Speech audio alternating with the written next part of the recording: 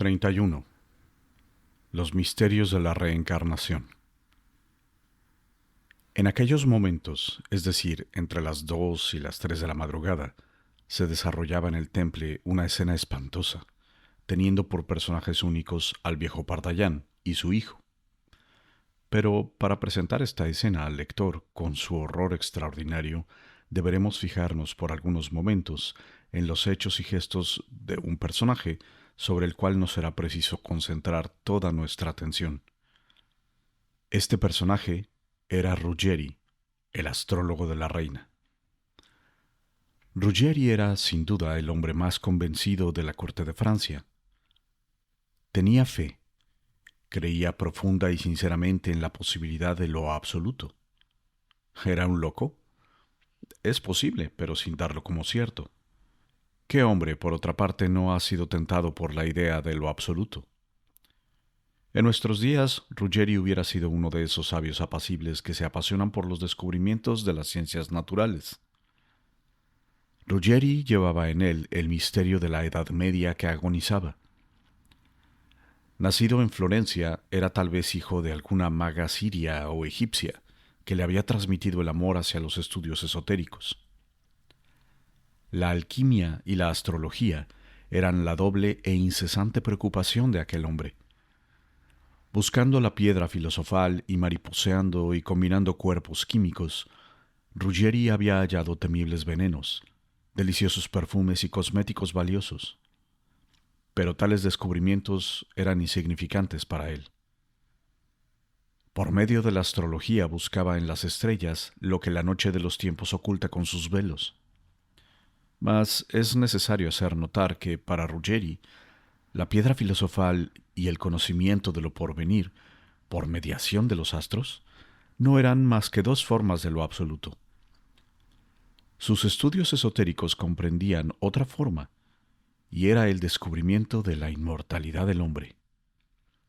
De modo que el ensueño fabuloso que obsesionaba aquel cerebro era la omnipotencia por la riqueza infinita, la ciencia absoluta por el conocimiento de lo porvenir, y el perfecto goce de la vida por la inmortalidad.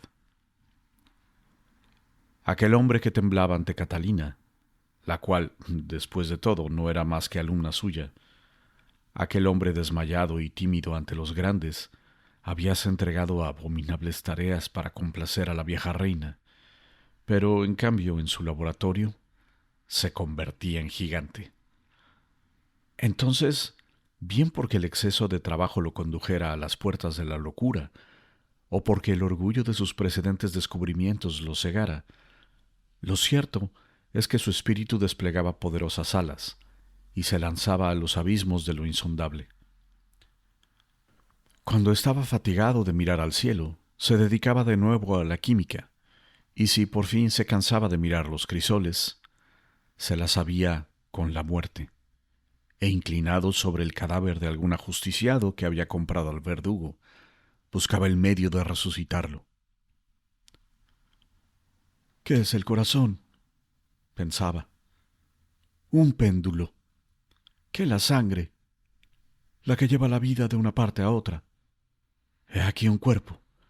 La sangre está en él, es decir, el vehículo de la vida, así como el corazón regulador necesario de los movimientos de la vida. Nervios, músculos, carne, cerebro, todo está igual.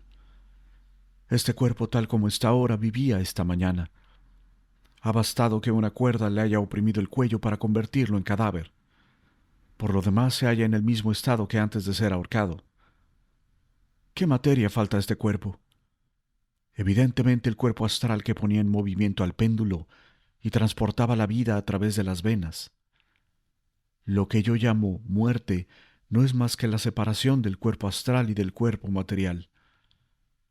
He aquí el cuerpo material inerte y a punto de descomponerse, pero el cuerpo astral que lo ha abandonado vive en alguna parte y cerca de aquí sin duda. ¿De qué se trata, pues? De obligar a este cuerpo astral a reencarnarse en este cuerpo material. Esto es todo. Si encuentro el conjuro o el encanto que fuerce al cuerpo astral a entrar de nuevo en esta envoltura, este hombre será resucitado.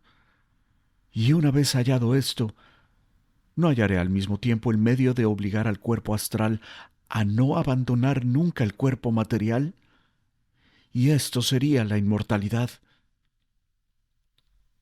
Soñando así, Ruggeri modelaba una estatuilla de cera que representaba, a sus ojos, el cuerpo astral del cadáver, y sobre aquel simulacro ensayaba sus conjuros. Algunas veces le pareció ver estremecerse el cadáver, como pronto a despertarse, pero la ilusión desaparecía enseguida. En fuerza de examinar el problema en todas sus fases, un día se dio un golpe en la frente, exclamando: ¡Qué error!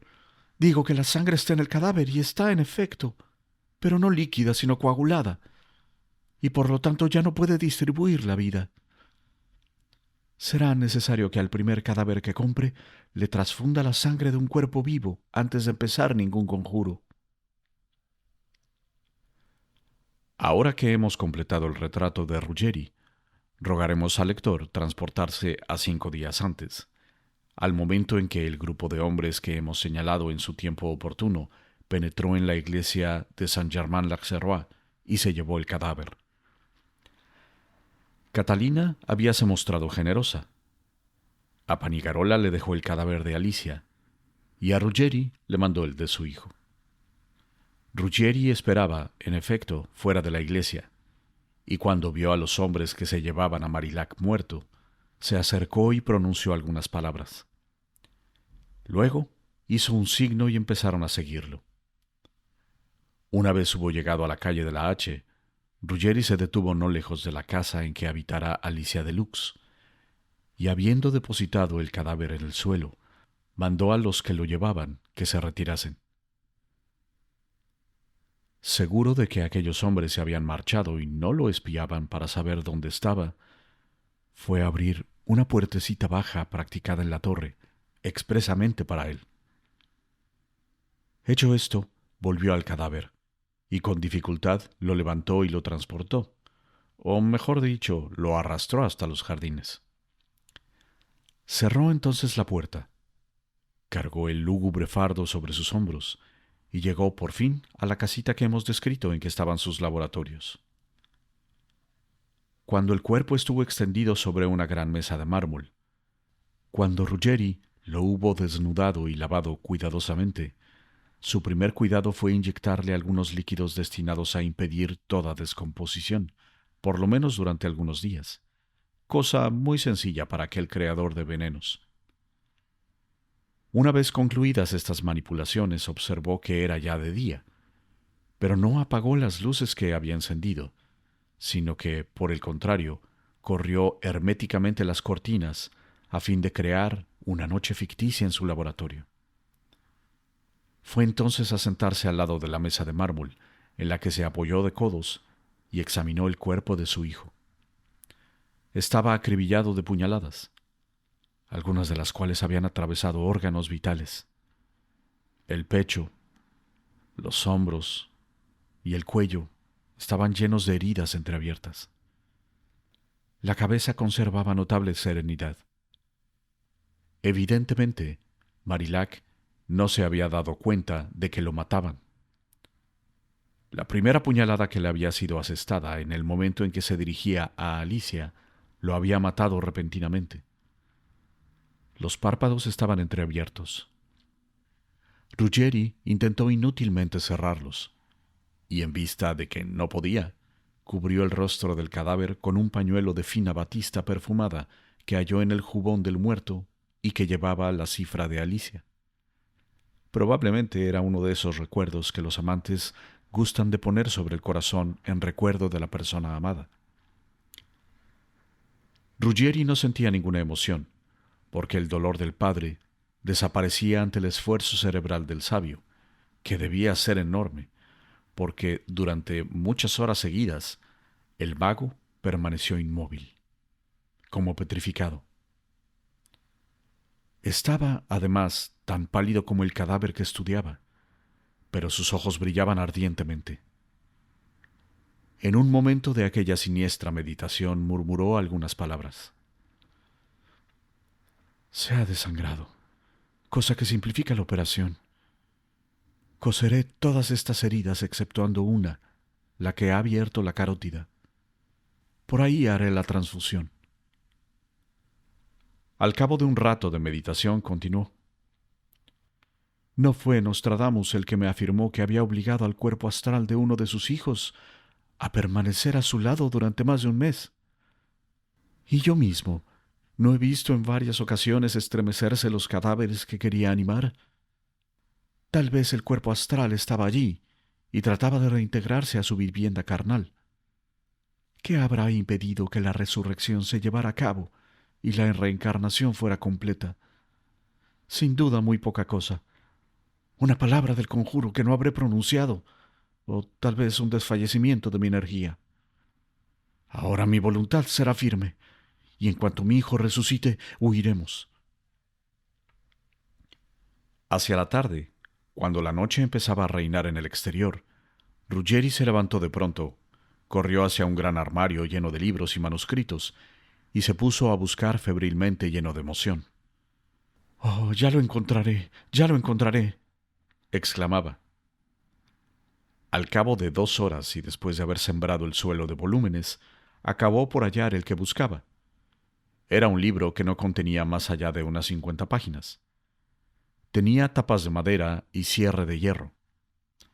El papel estaba enmohecido y los caracteres de la escritura eran hebraicos. Ruggeri dio un grito al poner mano sobre aquel volumen y, tembloroso, lo llevó a la mesa de mármol cerca del cadáver. Empezó a hojearlo lentamente, recorriendo con rapidez cada una de las páginas. A la 29ª dio un sordo rugido y su dedo señaló una línea. «La fórmula del encanto», exclamó. Eran en aquel momento las 10 de la noche y reinaba profundo silencio en el exterior. El vasto laboratorio estaba sumido en la sombra.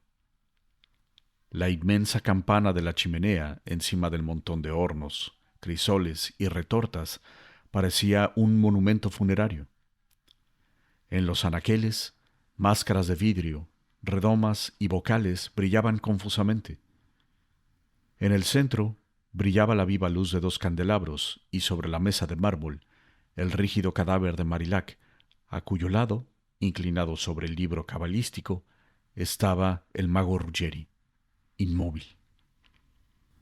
Hacia las 12 de la noche encendió otros 5 candelabros, lo que hacía un total de 7.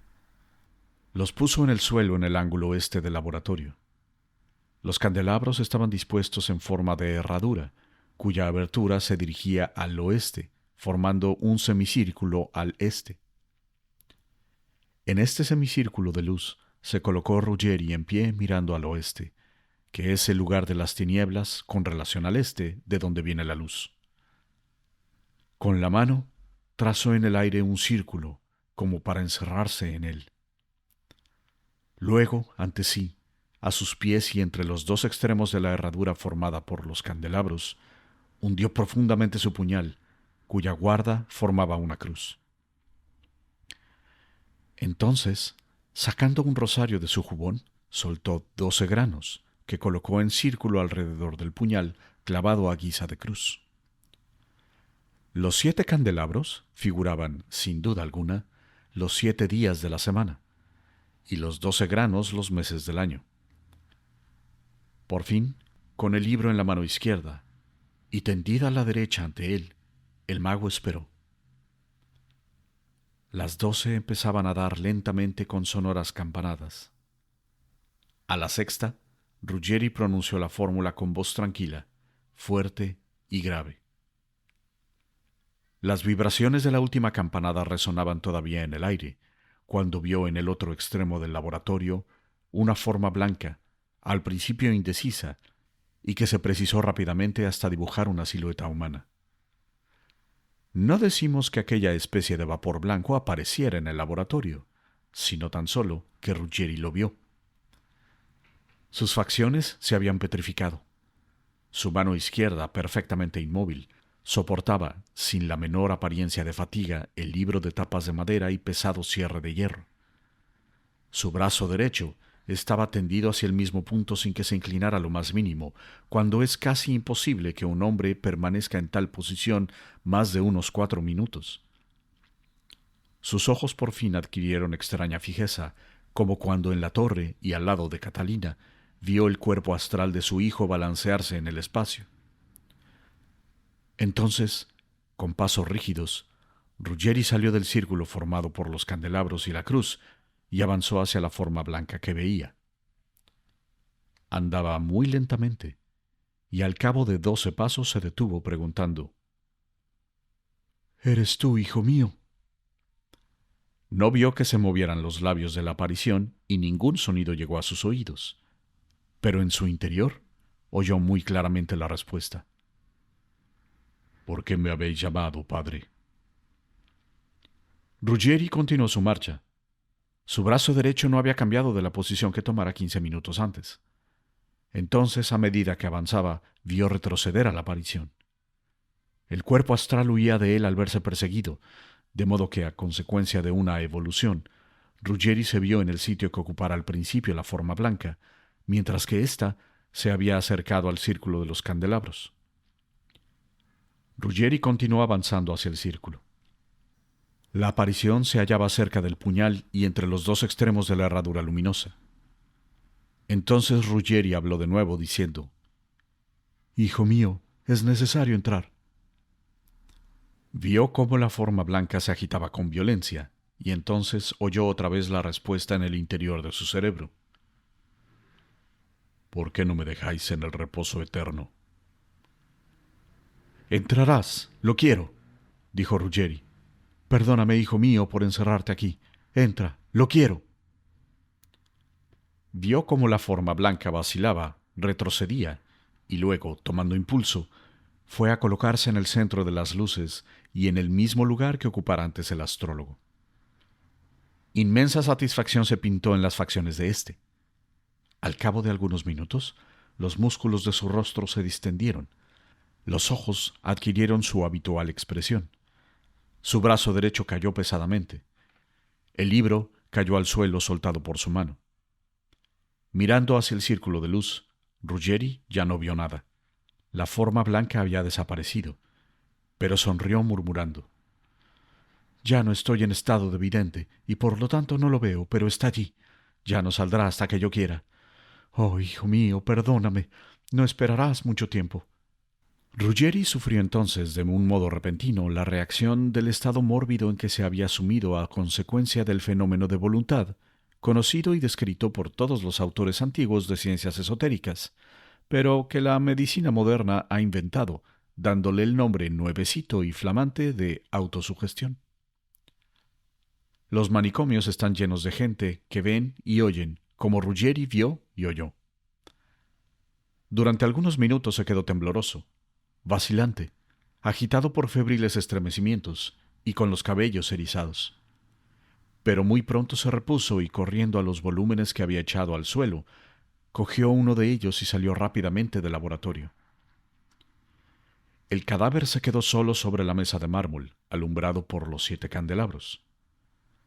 Ruggeri entró en su dormitorio y, encendiendo una lámpara, empezó a leer un volumen escrito por Nostradamus y publicado en Lyon en el año 1552.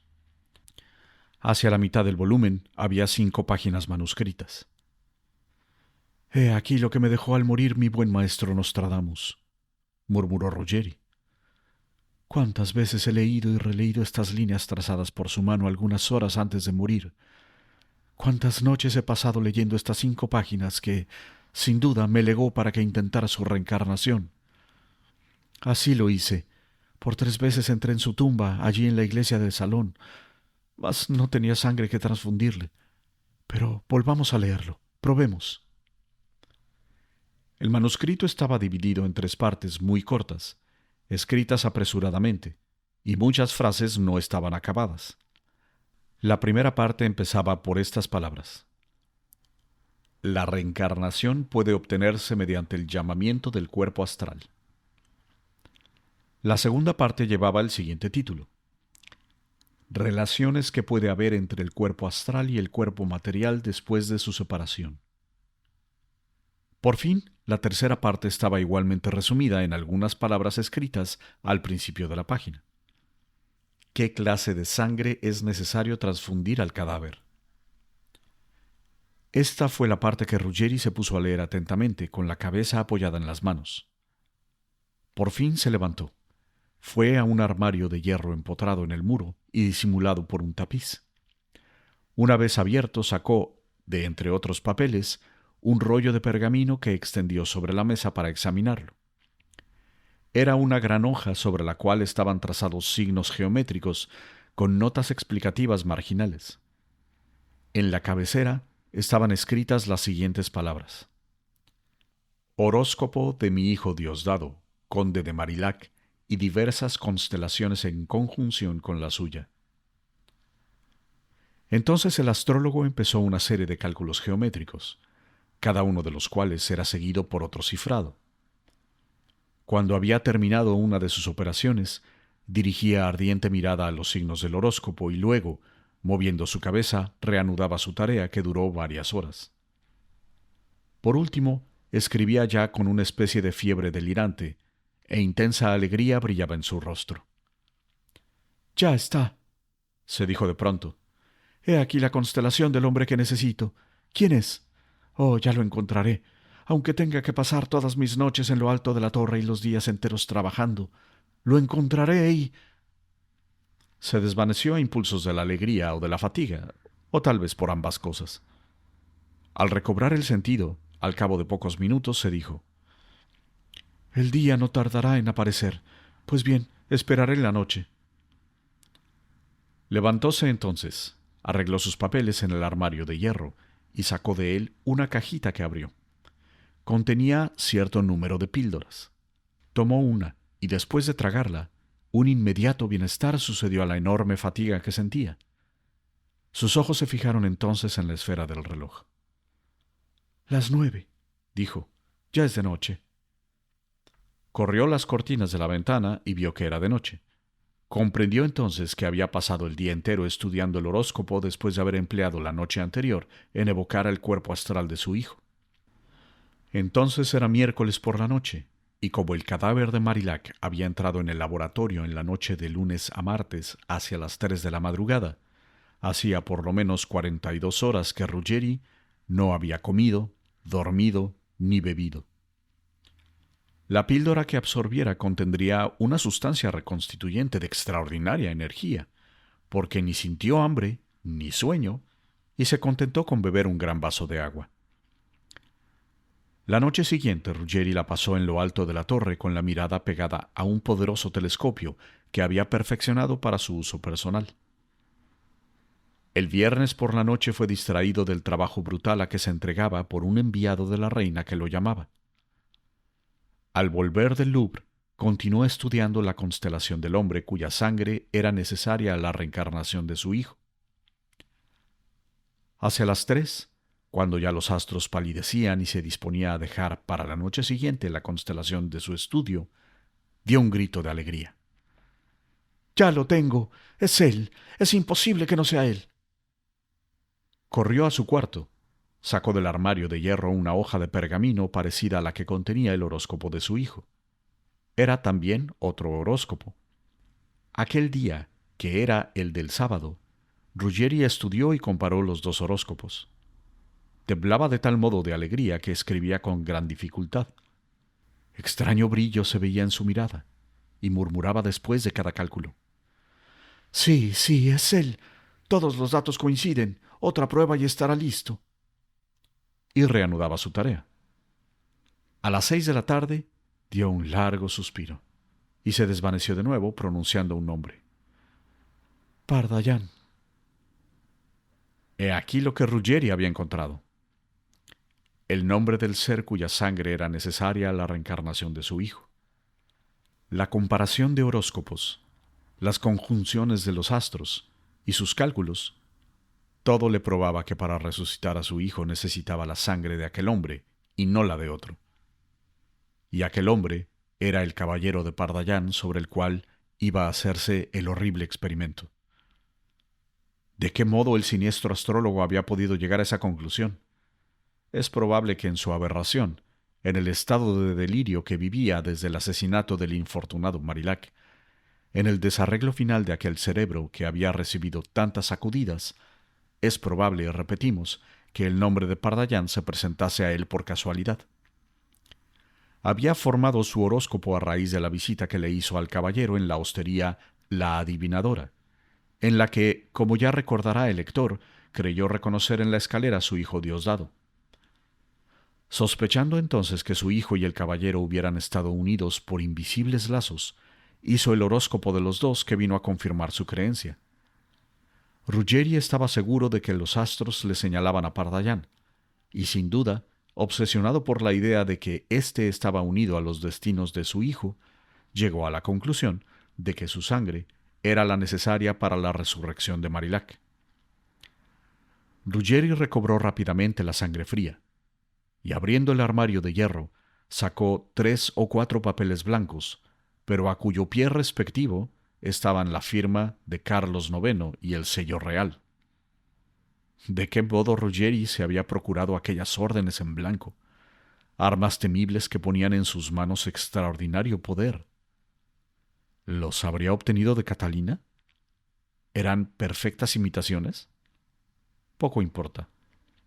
Llenó 2, y luego, bajando a su laboratorio, renovó los candelabros del círculo luminoso que estaban a punto de apagarse, operación que repitió varias veces después del conjuro, porque las luces no debían apagarse, pues una sola que lo hiciera sería una puerta por la que el cuerpo astral podría huir. «Oh, hijo mío», exclamó, «tranquilízate. Esta noche transfundiré a tu cuerpo la sangre necesaria, y a fin de ahuyentar a los espíritus malos, para trastornar prodigiosamente el aire en la tierra, y para que en este cataclismo podamos escapar a la vigilancia de los espíritus que quisieran retenerte, doblaré a muerto, que será señal de millares de muertes, a fin de que igual número de cuerpos astrales llenen la atmósfera».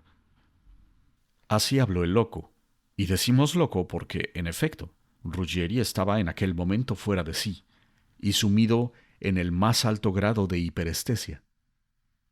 En cuanto a sus prácticas de astrología y magia, no constituían precisamente una locura.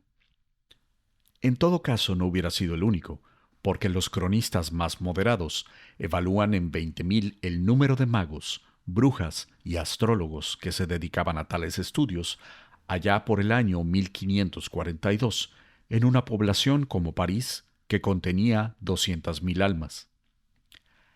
Tras de hablar al cuerpo astral como acabamos de decir, Ruggeri salió de su laboratorio sin mirar el cadáver rígido y lívido extendido sobre la mesa de mármol, y montado en su mula, se dirigió al temple.